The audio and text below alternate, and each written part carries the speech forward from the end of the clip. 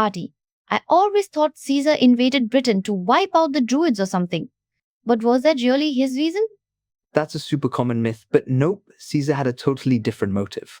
He actually said he invaded Britain because the Britons kept helping the Gauls fight against Rome. But here's the twist. Technically, Caesar wasn't even supposed to be invading Britain at all.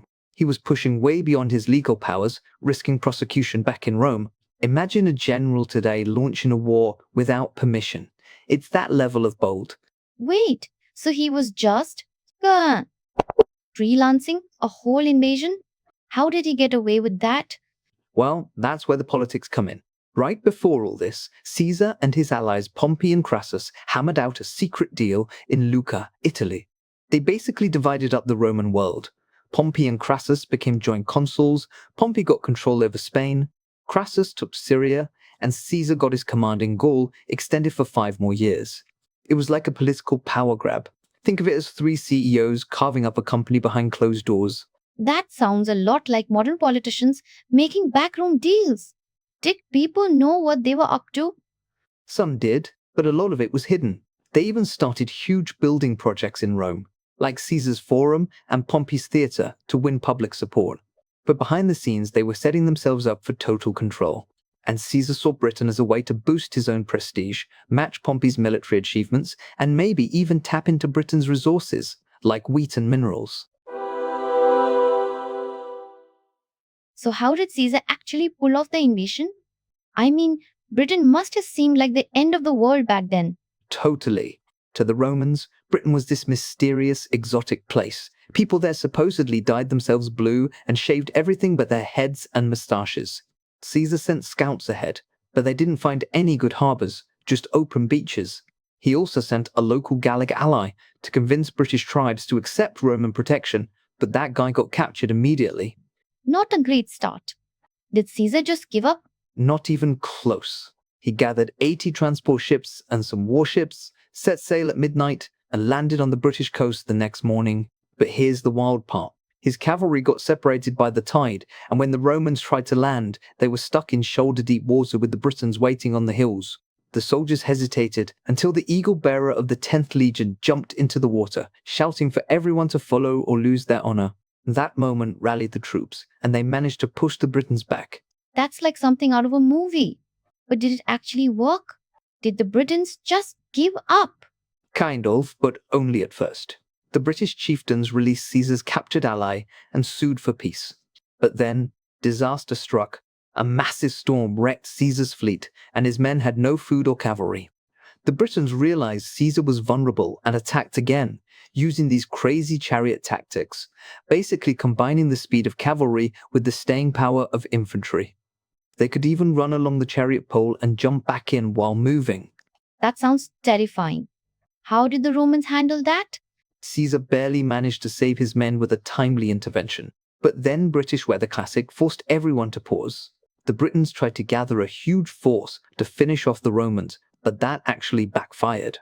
In open battle, the Romans crushed them, devastated the countryside, and forced the Britons to sue for peace again. Caesar demanded twice as many hostages, but only a couple tribes actually delivered. So, was it a win for Caesar? Or did he just barely escape? Depends who you ask. Modern historians say it wasn't a huge success.